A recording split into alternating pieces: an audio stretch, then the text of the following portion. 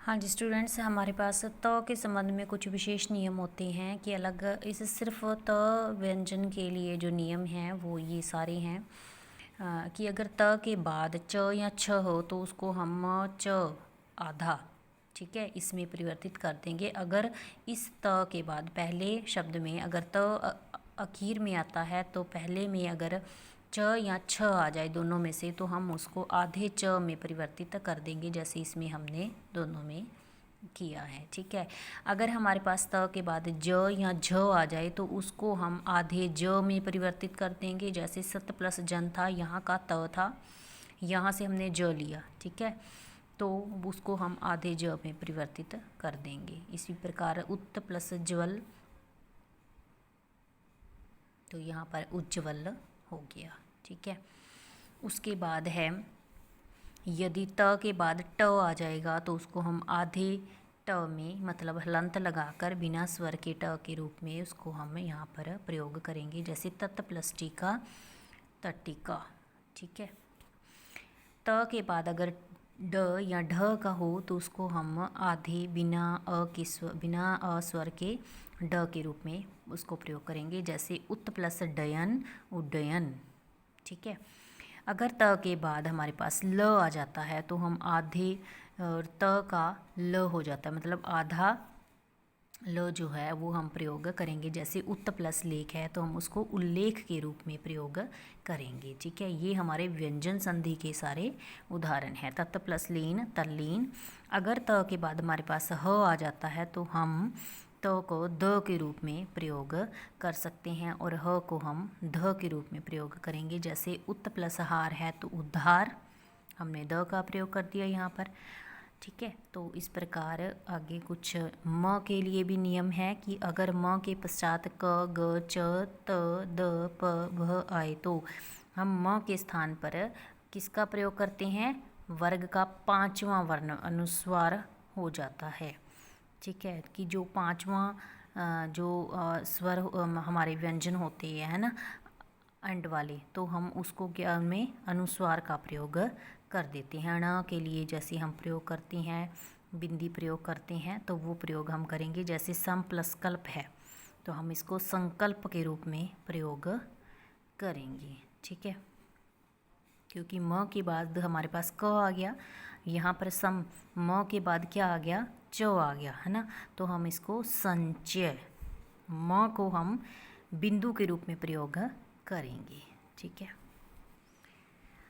उसके बाद हमारे पास आता है छ के लिए कुछ नियम होते हैं, जैसे अगर छ जब स्वर के बाद छ हो तो वह आधा च और छ हो जाता है, मतलब कोई भी स्वर आ जाए, जैसे ये स्वर आ गया, ये स्वर आ गया, ठीक है, यहाँ पर ऊ आ गया, यहाँ पर आ गया, तो इसके बाद छ आ गया तो हम इसको आधे च और छ दोनों के रूप में प्रयोग करेंगे, जैसे आ प्लस छादन है तो आच्छादन, अनु प्लस छेद है तो अनुच्छेद, ठीक है, वी प्लस छेद है तो विच्छेद, परि प्लस छेद है तो परिच्छेद, ठीक है। उसके बाद है कि अगर न का ण हम कैसे बनाते हैं, अगर न आ जाए, ठीक है, स्वर यहाँ पर कोई भी स्वर आ जाएगा, उसके बाद अगर न आता है तो हम उसको ण के रूप में प्रयोग करते हैं। यहाँ पर क्या आया, ई थी, ई की मात्रा है, ई आ गया, ई प्लस न को हमने ण के रूप में प्रयोग किया है, जैसे परि प्लस नाम परिणाम, राम प्लस अयण रामायण, ठीक है।